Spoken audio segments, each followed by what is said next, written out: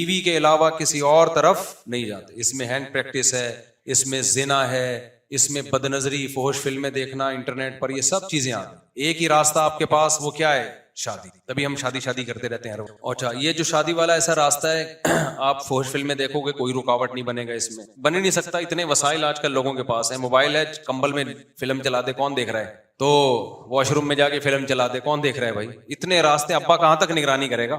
اور اسی طرح جو زنا کے جتنے راستے ہیں. لیکن جب آپ شادی کی طرف آؤ گے تو سارا خاندان آپ کا دشمن ہو جائے گا. ابا مار ڈالیں گے آپ کو, دھمکیاں دیں گے. ابھی ایک بندے نے شادی کی ہے, اس کو ابا نے پوری جائیدادوں سے نکال دیا, بالکل روڈ پہ آ گئی دوسری شادی پہ, حالانکہ دیندار ہے ماشاءاللہ سارا گھرانہ.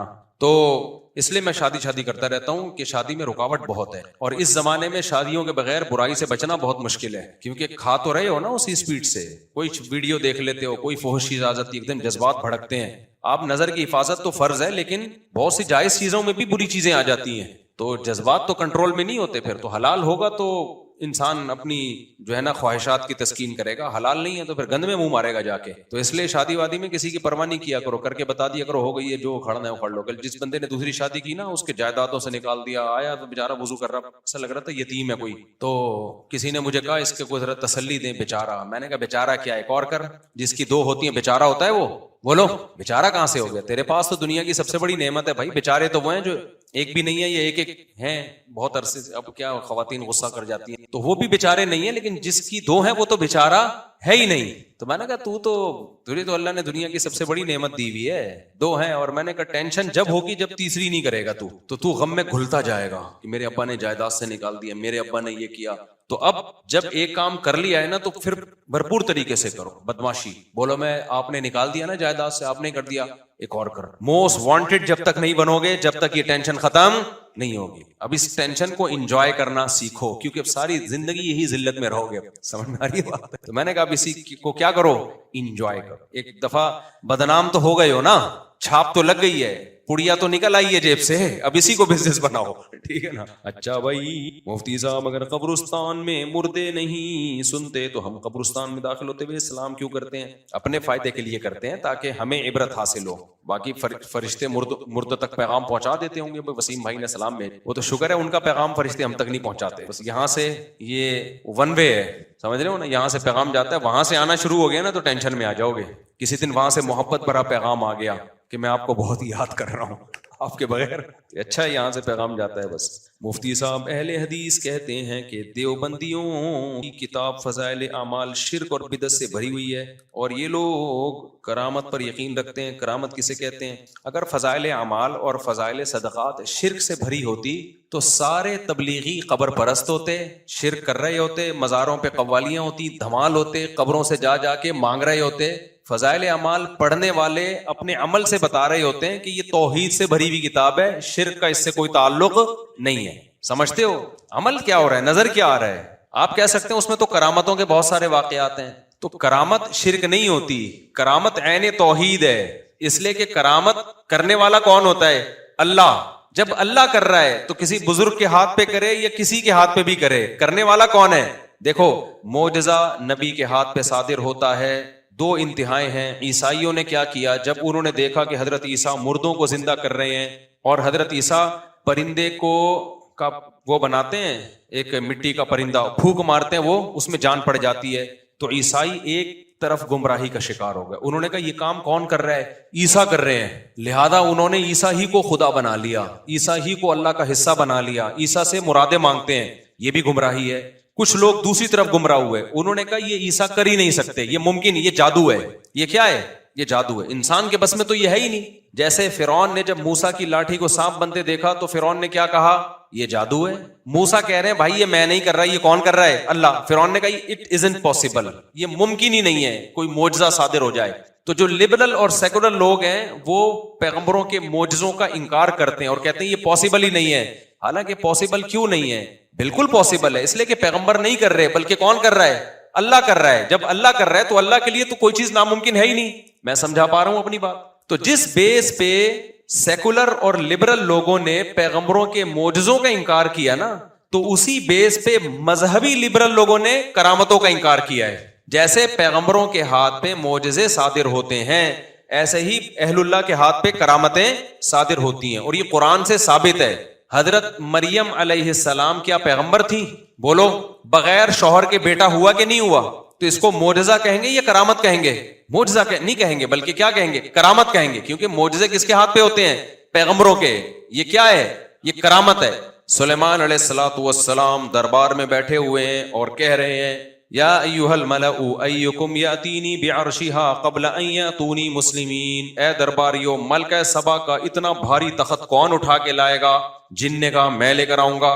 لیکن قرآن کیا کہتا ہے؟ قال الذی عنده علم من الکتاب انا آتیک بہ قبل ان یرتد الیک طرفک۔ ایک بزرگ بیٹھے ہوئے تھے جن کے پاس زبور اور تورات کا علم تھا، عالم تھے وہ، انہوں نے کہا آپ کی پلک جھپکنے سے پہلے لے آؤں گا، یہ کہا اور تخت حاضر۔ اب جو ملحد لوگ ہیں نا، وہ کہتے ہیں قرآن کہانیاں سنا رہا ہے۔ قرآن کیا کر رہا ہے؟ جو الزام ہمارے لبرل سیکولر قسم کے مذہبی اسکالر فضائل اعمال پہ لگاتے ہیں نا کہ کہانیاں سنائی ہیں اس میں، وہی الزام ملحد لوگ قرآن پہ لگاتے ہیں کہ کیا کر رہا ہے؟ کہانیاں سنا رہا ہے۔ بھائی بات یہ ہے کہ وہ جو بزرگ سیکنڈ کے اندر تخت لے کر آئے، یہ کہانی برائے کہانی اس لیے نہیں ہے کہ اگر ہم یہ کہیں نا بزرگ نے یہ کام کیا ہے تو یہ غلط ہے۔ انسان کے بس میں یہ نہیں ہے کہ سیکنڈوں کے اندر ایک تخت کہاں سے اٹھا کے کہاں لے آئے۔ یہ کرامت ہے کہ اللہ تعالیٰ نے یہ کام کیا، مگر ہاتھ کس کا استعمال ہوا؟ بولو، ان بزرگ کا استعمال ہوا۔ اس کو معجزہ کہیں گے یا کرامت کہیں گے؟ کرامت کہیں گے، کیونکہ وہ نبی نہیں تھے، نبی تو سلیمان علیہ السلام تھے۔ اب یہاں ایک سوال پیدا ہوتا ہے، اکثر لوگ فضائل اعمال کی کرامتوں پہ یہ کہتے ہیں کہ یہ صحابہ سے تو ہوا نہیں، یہ کام ان بزرگ سے ہو گیا، جیسے فضائل اعمال میں لکھا ہے نا، یہ صحابہ سے تو ہوا نہیں، ان بزرگ سے ہو گیا۔ تو یہاں سوال پیدا ہوتا ہے، سلیمان علیہ السلام سے تو ہوا نہیں کہ تخت اٹھا کے لے آئے، اور ان کی محفل میں موجود ایک بزرگ سے ہو گیا۔ بھائی بات یہ ہے کہ جب کرامت یا معجزہ کرنے والا اللہ ہے تو پھر اللہ کی مرضی کبھی پیغمبر کے ہاتھ پہ معجزہ ظاہر کرے یا ولی کے ہاتھ پہ کرامت کر دے، کسی صحابی کے ہاتھ پہ کرے یا آج کے دور کے کسی بزرگ کے ہاتھ پہ کرے۔ جب یہ سب کچھ اللہ کر رہا ہے تو اس کے صرف اب فرق صرف اتنا رہ جاتا ہے کہ ہاتھ کس کا استعمال ہو رہا ہے۔ اور جیسے لوگ یہ اعتراض کرتے ہیں کہ کیا تمہارے بزرگ صحابہ سے بھی بڑھ گئے ہیں، تو بھائی یہ اعتراض تو سلیمان علیہ السلام کے دربار میں موجود بزرگ پہ بھی ہوگا کہ وہ تخت لے آئے، تو کیا وہ سلیمان سے بھی بڑھ گئے ہیں؟ نہیں آئی بات، میرا خیال ہے۔ اس سے پتہ چلتا ہے کہ کسی کے ہاتھ پہ کرامت ظاہر ہونا اس کی علامت نہیں ہے کہ اس سے پہلے جتنے بزرگ گزرے ہیں اس کا مرتبہ ان سب سے زیادہ ہو گیا۔ عین ممکن ہے ایک چھوٹا درجے کا کوئی ولی ہو، اس کے ہاتھ پہ کرامت ظاہر ہو جائے، بڑے درجے کا ولی ہو، اس کے ہاتھ پہ کرامت ظاہر نہ ہو، عین ممکن ہے۔ بلکہ یہ اعتراض تو سب سے پہلے سید الانبیاء صلی اللہ علیہ وسلم پر ہوگا۔ حضرت عیسیٰ کے ہاتھ پہ مردے زندہ ہوئے کہ نہیں ہوئے؟ کیا پیغمبر صلی اللہ علیہ وسلم کے ہاتھ پہ ہوئے ہیں؟ نہیں، یہی بات میرا خیال ہے۔ عیسائی یہی تو کہتے ہیں کہ عیسیٰ کے ہاتھ پہ تو عیسیٰ تو میت کو کہتے تھے قم باذن اللہ، اللہ کے حکم سے کھڑا ہو جا، اور مردہ زندہ ہوتا تھا۔ اور موسیٰ ہمارے پیغمبر نے جو کہتے ہیں محمد صلی اللہ علیہ وسلم نے تو کوئی مردہ زندہ نہیں کیا، تو کہتے ہیں عیسیٰ کا درجہ کس سے زیادہ ہے؟ محمد صلی اللہ علیہ وسلم سے۔ تو یہ دلیل صحیح ہے؟ کہتے ہیں نہیں بھائی، معجزے کسی پیغمبر کے ہاتھ پہ زیادہ ظاہر ہو رہے ہیں تو یہ اس کی دلیل نہیں ہے کہ وہ پیغمبر بعد والے پیغمبر سے افضل ہیں۔ بھائی وہاں کوئی مصلحت تھی، اللہ نے حضرت عیسیٰ کے ہاتھ پہ معجزہ ظاہر کر دیا، کیونکہ وہ ان کو یہودی ان کو معاذ اللہ ولد الزنا کہتے تھے، معاذ اللہ۔ اللہ نے اتنے معجزے ظاہر کیے تاکہ یقین آ جائے کہ یہ اللہ ان کے ہاتھ پہ یہ سب کچھ کر رہا ہے تو یہ اللہ کے پیغمبر ہیں۔ تو کوئی بھی حکمت ہوتی ہے جس کی وجہ سے اللہ تعالیٰ کمتر آدمی کے ہاتھ پہ کرامت ظاہر کر دیتے ہیں اور جو بڑا ہوتا ہے اس کے ہاتھ پہ کرامت ظاہر نہیں کرتے۔ یہاں بعض لوگ کہتے ہیں، میرے کسی کلپ پہ نا جو میں نے فضائل اعمال کے بارے میں ریکارڈ کروایا تھا، کسی نے کہا لو بھائی فضائل اعمال کی کرامتوں کو قرآن کے واقعات سے جوڑ رہے ہیں۔ واہ واہ، کسی نے طنز کیا تھا میرے اوپر۔ یہ تو قرآن میں ہے نا کہ حضرت سلیمان کے دور میں ایک بزرگ سیکنڈوں کے اندر تخت اٹھا کے لے آئے، یہ تو قرآن میں ہے بھائی، اس لیے ہم مان رہے ہیں۔ کیا فضائل اعمال قرآن ہے؟ کیا اس کے قصوں کو بھی ہم مان لیں؟ نہیں، یہی بات میرا خیال ہے۔ اشکال سمجھ میں آئے گا تو پھر جواب بھی، بھائی وہ تو قصے کہانیاں ہیں، فلاں نے آ کے بتایا، فلاں نے آ کے بتایا، اور قرآن میں بتانے والا اللہ ہے، تو اللہ کی بات تو مانی جائے گی بھائی۔ فضائل اعمال کو کیا اللہ سے ملا رہے ہو؟ یہ لوگ ہوتے ہیں گھننے، اس کو کیا کہتے ہیں؟ گھننے۔ ان کو پتا ہے کہ میں کیا دلیل دے رہا ہوں، بات کو کیا کر رہے ہیں؟ یہ گھما رہے ہیں۔ ہم یہ نہیں کہہ رہے کہ فضائل اعمال میں جو لکھا ہوا ہے واقعہ آپ اس کو قرآن کی طرح مستند مانو، ہم تو کہہ رہے ہیں کہ اس کو شرک اگر کہہ رہے ہو تو اس کا مطلب قرآن بھی شرک کے واقعات بیان کر رہا ہے۔ پھر کیا کرامت شرک نہیں ہوتی، کرامت جو ہے وہ شرک نہیں ہوتی، وہ عین توحید ہے۔ کرامت شرک جب بنے گی جب آپ بولو بزرگ کا اپنا تصرف ہے، بزرگ خود کر رہے ہیں، جبکہ اسباب سے ہٹ کے کوئی خود سے کچھ بھی نہیں کر سکتا۔ اللہ کے ذریعے اگر یہ ہو رہا ہے تو پھر اللہ تو سب کچھ کر سکتا ہے. سمجھ میں آ رہی ہے بات کہ نہیں آ رہی ہے؟ ہاں، فضائل اعمال میں اور قرآن کے واقعات میں فرق یہ رہ جائے گا کہ قرآن نے جو واقعہ بتایا وہ 100% یقینی ہے، اس کا انکار کفر ہے. فضائل اعمال میں جو واقعہ لکھا ہے کسی مستند کتاب سے لیا تو یقینی ہے، مستند کتاب سے نہیں لیا تو پھر وہ یقینی نہیں ہے، اس پہ یقین کرنا بھی غلط ہے. میں سمجھا پا رہا ہوں اپنی بات؟ اور آسان کر دیتا ہوں. دیکھو قرآن میں آتا ہے کہ سلیمان علیہ السلام کے دور میں ایک بزرگ تھے، ایک دم تخت اٹھا کے سیکنڈوں کے اندر لے آئے. ملحد لوگ کہتے ہیں یہ قرآن کی قصے کہانی ہے بھائی، یہ ہو ہی نہیں سکتا. ہم کہتے ہیں واقعی نہیں ہو سکتا، انسان سے نہیں ہو سکتا، اللہ سے ہو سکتا. کیوں؟ اللہ نے کلمہ کن سے پوری کائنات بنا دی، اللہ نے مٹی سے ڈائریکٹ آدم کو بنا دیا، تو اللہ کیوں نہیں کر سکتا سیکنڈوں کے اندر وہاں سے وہاں کیوں نہیں لا سکتا؟ تم تو اللہ کی قدرت کا انکار کر رہے ہو، تم تو پاگل ہو. اللہ نے منی کے قطرے سے تمہیں بنا دیا، دل دماغ جگر آنکھ ناک کان لگا دیا، تو یہ کیوں نہیں کر سکتا اللہ تعالیٰ؟ تو تمہارا اپنا دماغ خراب ہے، یہی کہیں گے نا اس کو. لیکن مسلمان کیا ہوگا؟ مسلمان کہے گا بھائی اللہ سب کچھ کر سکتا ہے.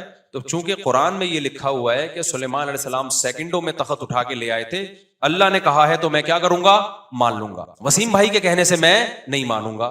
ہم کہیں گے اس سے پتہ چلتا ہے قرآن سے کہ کرامت کا صدور ممکن ہے، کسی بزرگ کے ہاتھ پہ ایسے کام ہو سکتے ہیں جو اسباب کی دنیا میں ممکن نہیں ہے. فرق یہ رہ جاتا ہے کہ خبر دینے والا اگر سچا ہے تو مان لیا جائے گا، اگر جھوٹا ہے تو رد کر دیا جائے گا. میں اس کی آسان مثال دیتا ہوں. خون میں بدبو آتی ہے یا خوشبو آتی ہے یا بدبو آتی ہے؟ خوشبودار چیز ہے خون. کبھی آپ نے دیکھا خون لگا کے جا رہے ہو شادی میں، کوئی سائنٹیفک لاجک بنتی ہے خون میں خوشبو آنے کی؟ بولو. اب میں آ کے بتا رہا ہوں آپ کو، میں نے شہیدوں کے خون کی خوشبو اپنی ناک سے سونگھی ہے اور جاگتی حالت میں، اور میں اکیلا نہیں تھا، میرے ساتھ اور بھی بہت سارے لوگ تھے. اکیلے آدمی کا دماغ بھی خراب ہو سکتا ہے. یہ میں قسم اٹھا کے بول رہا ہوں، میں نے خوشبو سونگھی ہے مسجد کے ممبر پہ.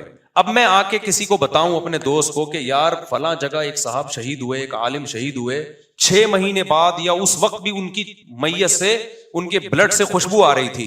تو جو کرامت کے وجود ہی کا منکر ہے نا، جس کو فضائل اعمال سے ذاتی بغض ہے، وہ کہے گا مفتی صاحب کہانیاں سنا رہے ہیں. مفتی صاحب کیا کر رہے ہیں؟ میڈیکلی یہ پاسبل نہیں ہے. ڈاکٹر کہتے ہیں خون میں کوئی خوشبو، جب تک خوشبو چھڑکی نہ ہو، بلکہ خون میں تو خوشبو بھی ڈالو گے نا وہ بھی سڑ جائے گی تھوڑے دنوں میں، تھوڑی دیر میں. اور 6 مہینے خوشبوئیں آتی رہی ہیں. تو آپ جو سیکولر ذہن کا ہے نا، جو اللہ کی قدرت کا منکر ہے، وہ کہے گا مفتی طارق مسعود صاحب کیا سنا رہے ہیں بھائی؟ اپنے مریدوں کو الو بنانے کے لیے کہانی سنا رہے ہیں. میں کہوں گا ابے میں نے خود سونگی ہے، میرے ساتھ 10 گواہ ہیں.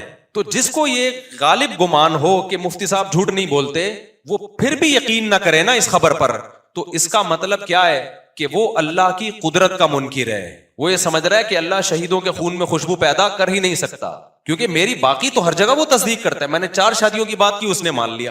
میں نے کہا ٹماٹر سستے ہو گئے، اس نے مان لیا، حالانکہ دیکھا نہیں تھا. میں نے کہا جی پیٹرول مہنگا ہو گیا، اس نے سنا دیکھا نہیں تھا، مان لیا. میں نے کہا میری مرغی نے آج 2 انڈے دیے ہیں، اس نے مان لیا، حالانکہ مرغی کتنے انڈے دیتی ہے؟ 1 انڈا دیتی ہے، لیکن اتفاق دیے نہیں ہے، لیکن مثال دے رہا ہوں. ہر چیز مان رہا ہے. جب میں آ کے کہتا ہوں کہ جی میں نے شہید کی خون کی خوشبو سونگھی ہے اور میں قسمیں اٹھا کے کہہ رہا ہوں، کہہ رہے نہیں مفتی صاحب کہانیاں سنا رہا ہے. بھائی اس کا مطلب ہے آپ کرامت ہی کے وجود کے منکر ہو. آپ کے اندر سیکولر جو لوگ ہوتے ہیں نا، جو لبرل لوگ ہوتے ہیں، مذہب دشمن، وہ والے جرثوم آپ کے اندر موجود ہیں. جب مستند آدمی خبر دے گا تو آپ کو مان لینا چاہیے. ہاں جو مجھے پہلے سے جھوٹا سمجھتا ہے وہ نہ مانے. تو اب فضائل اعمال میں جو کرامت کے واقعات لکھے ہوئے ہیں، وہ مولانا شیخ الحدیث مولانا زکریا نے اگر خود دیکھے ہیں وہ واقعات، تو بھی میں مانوں گا، کیونکہ میرے والد صاحب نے مولانا زکریا رحمۃ اللہ علیہ کے ساتھ ٹائم گزارا ہے، میرے بڑوں نے ٹائم گزارا ہے. وہ کہتے ہیں ان سے زیادہ پرہیزگار ہم نے بر صغیر میں دیکھا نہیں. وہ جھوٹ نہیں بولتے تھے. تو میں تو مان لوں گا یار، مان لوں گا. میں کہوں گا شیخ الحدیث مولانا زکریا جھوٹ نہیں بولتے. لیکن جس کا خیال ہے کہ وہ جھوٹ بولتے تھے وہ نہ مانے. یہ نہ کہے کہ وہ شرک بیان کر رہے ہیں، وہ کہے کہ چونکہ یہ مستند نہیں ہے، یہ جھوٹے ہیں، مکار ہے، معاذ اللہ کذاب ہے، دجال ہے، ان کا کام ہی کہانیاں سنانا تھا، یہ جھوٹ بول رہے ہیں، لہذا انہوں نے فضائل اعمال میں کرامت لکھی ہے وہ جھوٹی، اور قرآن چونکہ اللہ بیان کر رہے کرامت وہ سچی. میں سمجھا پا رہا ہوں اپنی بات؟ یا تو فضائل اعمال میں وہ کرامتیں ہوں گی جو شیخ الحدیث نے خود دیکھی ہیں، یا وہ کرامتیں ہوں گی جو کسی کتاب سے نقل کی ہیں انہوں نے. اور حقیقت یہ کہ 99.9% کرامتیں وہ ہیں جو انہوں نے کسی کتاب سے نقل کی ہیں. اب جو کسی کتاب سے نقل کی ہیں تو پھر کتاب کے مصنف کو آپ جھوٹا قرار دیں کہ یہ جو فضائل اعمال میں جس کتاب کا ریفرنس ہے نا، یہ کتاب کے جو مصنف تھے یہ جھوٹ بول رہے ہیں. شرک تو کسی صورت میں نہیں بنتا، کیونکہ کرامت جب مان لی تو کرامت کا مطلب اللہ کر رہا ہے. جب اللہ کر رہا ہے تو پھر شرک کہاں سے ہو گیا میرے بھائی؟ شرک جب ہوگا جب یہ مانا جائے کہ ان بزرگوں کے پاس یہ اختیارات آ گئے تھے کہ جب چاہتے یہ سب کچھ کر لیتے. یہ شرک ہے. جیسے کوئی کہے کہ موسیٰ کلیم اللہ کے پاس یہ اختیارات آ گئے تھے کہ جب چاہیں وہ لاٹھی کو سانپ بنا دیں, تو یہ شرک ہے. ہم کہتے ہیں موسیٰ کلیم اللہ کے پاس لاٹھی کو سانپ بنانے کے اختیارات نہیں تھے, نہ سید الانبیاء محمد صلی اللہ علیہ وسلم کے پاس چاند کو 2 ٹکڑے کرنے کے اختیارات تھے. جب اللہ نے کر دیے تو ہو گئے, نہیں کرے گا تو نہیں ہوں گے. اسی طرح سلیمان علیہ السلام کے دور میں جو بزرگ سیکنڈ کے اندر تخت اٹھا کے لے آئے, ان کے پاس یہ اختیارات نہیں تھے کہ جب چاہیں کسی کا تخت اٹھا کے لے آئیں. ایسے تو دنیا کا نظام کیا ہو جائے گا؟ سارا تتر بتر ہو جائے گا. جب اللہ کی مرضی تھی اللہ نے اٹھوا دیا, جب اللہ کی مرضی نہیں ہے تو اشارے کرتے رہے, کچھ بھی نہیں ہوگا. ایک بندہ دائیں سے بائیں نہیں ہوگا. یہ اس اشکال کا بھی جواب ہو گیا. لوگ کہہ رہے ہیں کہ ان کے بزرگ نے مردہ زندہ کر دیا تو یہ قبرستان میں دینے پڑے, میں سب کچھ زندہ, اپنے ماموں کو زندہ کیوں نہیں کر دیتے, اپنے چاچا کو, اپنے ماں باپ کو زندہ؟ بھائی نہیں کر سکتے. کرامت جتنی جب اللہ چاہے گا ہوگی. اختیارات نہیں آ جاتے کہ اب آپ جب چاہیں کرنے لگیں. دیکھو اس کی مثال ایسے, پانی نہیں آ رہا تھا محلے میں, جو پانی کا وزیر ہے اس نے مجھے جا کے فون کیا, جا وہ مفتی صاحب نلکا کھول لو پانی آ جائے گا, میں آپ کو پرمیشن دے رہا ہوں. میں نے جایا نلکا کھولا, پانی آ گیا. اب جب بھی محلے والے پانی چاہیے میرے پاس آ رہے ہیں نلکا کھولو, میں بولوں گا بھائی اس دن اس نے میرے ہاتھ سے کھلوا دیا تھا, میں وہ وزیر نہیں ہوں کہ مجھے اختیارات دے دیے کہ جب چاہوں کھول دوں. تو جب اللہ چاہتا ہے کسی پیغمبر کے ہاتھ پہ معجزہ ظاہر کر دیتا ہے, جب اللہ چاہتا ہے کسی بزرگ کے ہاتھ پہ کرامت ظاہر کر دیتا ہے, اس سے وہ بزرگ مختار نہیں بن جاتے کہ جب چاہیں جو چاہیں مردوں کو جب چاہیں زندہ کرنا شروع کر دیں. تو اب فضائل اعمال نے جو کرامتیں یا واقعات ذکر کی ہیں فضائل صدقات میں, وہ کسی کتاب سے نقل کی ہیں, اور ان کتابوں کے مؤلف بڑے بڑے محدثین گزرے ہیں. سمجھ رہے ہو؟ تو جو فضائل اعمال کے خلاف کہنا اس میں شرک ہے, تو اصل میں وہ بدماشی کر رہا ہے, 2 نمبری کر رہا ہے.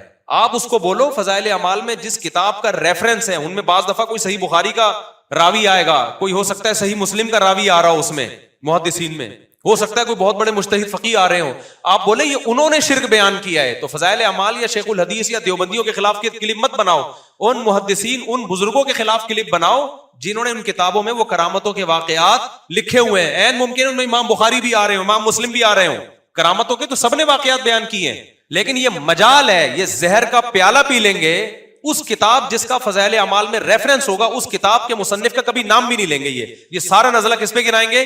فضائل اعمال. کیونکہ ان کو چڑ ہے دیوبندیوں سے. میں سمجھا پا رہا ہوں اپنی بات؟ کیونکہ انہوں نے نیا فرقہ مارکیٹ میں لانا ہے, جب تک پرانا ختم نہیں ہوگا نیا مارکیٹ میں آئے گا نہیں. اور دیوبندی کوئی فرقہ نہیں ہے, اس پہ میں کئی دفعہ بیان کر چکا ہوں. یہ تو بریلویوں سے فرق کرنے کے لیے ہندوستان کے مسلمانوں کو لوگوں نے دیوبندی کہنا شروع کر دیا. بھائی جب احمد رضا خان بریلوی صاحب آئے, انہوں نے میلاد شریف اور یہ سب چیزوں کو پروموٹ کیا, ان کی رائے تھی تو یہ ربیع الاول اور یہ سب چیزوں کو, تو جو علماء یہ نہیں کرتے تھے ان کو لوگوں نے کیا کہنا شروع کر دیا؟ دیوبندی. اور جو یہ کرتے تھے ان کو بریلوی کہنا شروع کر دیا. من کوئی نیا فرقہ تھوڑی ہے, یہ تو ہندوستان میں جو اسلام آیا وہ تو وہی تھا جو میں جس پر عمل کر رہا ہوں, میرے اکابر جس پر عمل کرتے رہے ہیں, تو لوگ نام دے دیتے ہیں. میں سمجھا پا رہا ہوں اپنی بات؟ تو اب یہ بالکل ایسا ہی ہے جیسے جو کہتے ہیں نا اشرف علی نے اپنے نام کا کلمہ پڑھایا ہے, اشرف علی رسول اللہ, معاذ اللہ. ہم نے تو ایکسپلین کیا وہ خواب آیا ہے اس کو, اور جاگتی حالت میں بھی غیر اختیاری طور پر اس کی زبان پہ وہ خواب آیا ہے. تو خوابوں کی تعبیریں ہوتی ہیں, خوابوں میں کفر کے فتوے نہیں لگائے جاتے. آپ کو خواب میں کچھ بھی آ جائے, جب آپ اٹھ کے بیان کرو گے تو یہ نہیں کہا جائے گا آپ کافر ہو گئے, بلکہ اس کا اچھا مطلب, اور حدیث میں آتا ہے خواب لٹکا رہتا ہے جب تک اس کی تعبیر بیان نہ کی جائے. تو ہمیشہ خوابوں کی کوشش کریں اچھی تعبیر. تو اس مرید کو رات کو خواب آیا, مولانا شریف تھانوی نے اس کی اچھی تعبیر بیان کر دی کہ اشرف علی رسول اللہ کی تعبیر یہ ہے کہ تمہارا جو شیخ ہے یعنی میں ہوں, شاید مجھے سنت سے محبت ہے, اور کہا کہ مجھے اس تعبیر پر اصرار بھی نہیں ہے, میں بھی پاسبل, یہ ان کی تواضع تھی کہ میری نسبت نبی کی طرف ہو رہی ہے, یہ خواب ہے. پھر بھی اگر کوئی ہٹ دھرم اور ضدی کہتا ہے کہ نہیں جی یہ تو کلمہ پڑھایا ہے, تو پھر 2 نمبر ہی چھوڑ دو بھائی. جیسے فضائل اعمال میں کے خلاف کلپ بنانے کے بجائے اس کتاب کے خلاف کلپ بناؤ جس کتاب سے فضائل اعمال نے کرامت کا واقعہ اٹھایا ہے. تو بالکل اسی طرح اشرف علی رسول اللہ کے بارے میں جب تم کہتے ہو کہ انہوں نے کلمہ پڑھایا ہے, تو جو میں سمجھتا ہوں اپنے نام کا کلمہ پڑھائے پھر وہ مسلم بولو نہیں ہے, پھر وہ کافر ہے. پھر 2 نمبر ہی مت کرو, ایک طرف کہتے ہو اشرف علی نے اپنے نام کا کلمہ پڑھوایا, دوسری طرف کہتے ہو ہم کسی کو کافر نہیں کہتے, ہم مسلمان سمجھتے ہیں, ان کے پیچھے نماز بھی پڑھتے ہیں. ابے پھر قادیانیوں میں اور ان میں فرق کیا ہو گیا دیوبندیوں میں؟ عجیب سی حساب کتاب میں میری کھوپڑی سے سمجھ میں نہیں آ رہا. پھر آپ بولے جب کلمہ پڑھایا تو کافر ہے نا, یہ بیچ میں کیوں اٹکے ہوئے ہو؟ دیکھو مرزا غلام احمد نے اپنے نام کا کلمہ پڑھایا, خواب میں نہیں بلکہ جاگتی حالت میں. کیا ہم اس کو مسلمان سمجھتے ہیں؟ اور جو شخص مرزا غلام احمد قادیانی کو کافر نہ سمجھے ہم اس کو بھی کافر سمجھتے. تو اگر مولانا اشرف علی تھانوی نے واقعی اپنے نام کا کلمہ پڑھایا ہے تو معاذ اللہ نقل کفر کفر نباشت مولانا اشرف تھانوی بھی کافر. اور جو اس حقیقت کو جاننے کے باوجود ان کو اپنا شیخ و مرشد بھی کہے, جیسے میرے تو وہ پردادا پیر ہیں, میرے شیخ مفتی رشید احمد صاحب, ان کے شیخ مولانا عبدالغنی پھول پوری صاحب, ان کے شیخ مولانا اشرف علی تھانوی صاحب, میرے پردادا پیر ہے مولانا تھانوی. میں تو ان کو بہت عقیدت رکھتا ہوں. مجھے تو بچپن میں ان کی کتابیں پڑھ کے جو موٹیویشن ملی, جو علم ملا, وہ کسی کی کتاب پڑھنے سے نہیں ملا. خطبات حکیم الامہ کے نام سے اتنی کتابوں کی جلدیں آپ اپنے گھر میں رکھو, اس میں جو علم کا خزانہ ہے آپ کے ہوش اڑ جائیں گے. جو قرآن و سنت سے جو انہوں نے مستنبط کی ہیں چیزیں, میں تو ان کو بہت بڑا اسکالر, بہت بڑا بزرگ سمجھتا ہوں.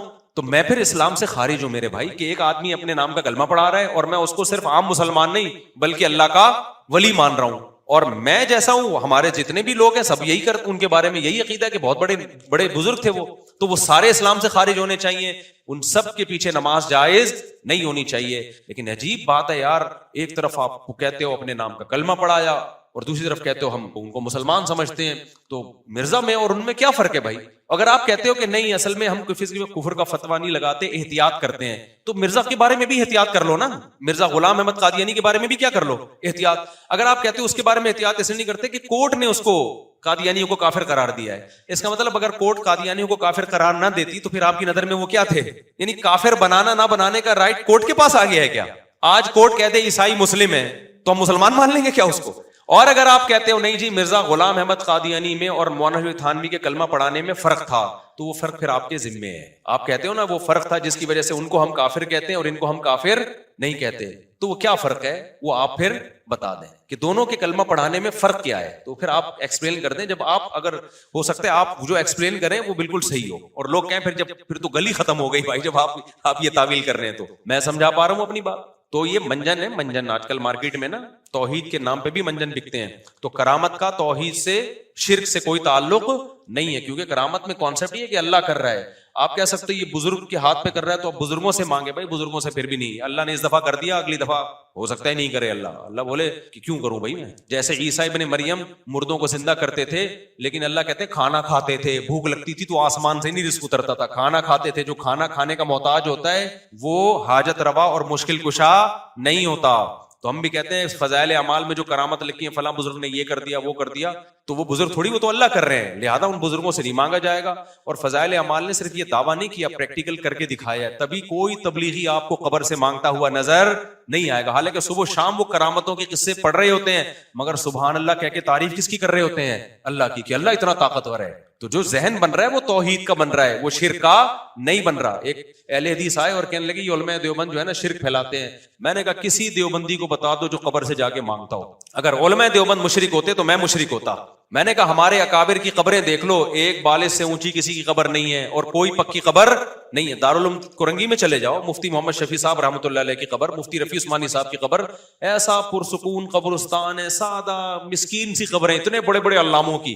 میرے شیخ مفتی رشید احمد صاحب کی قبر دیکھ لو, سادہ سی, کتنے بڑے بڑے پہاڑ دفن ہے زمین میں, قبریں ایسی مسکینوں والی سنت کے مطابق. تو منجن بہت مارکیٹ میں چل رہے ہیں بھائی, ملتے جلتے ناموں سے دھوکا نہ کھائیں. ہاں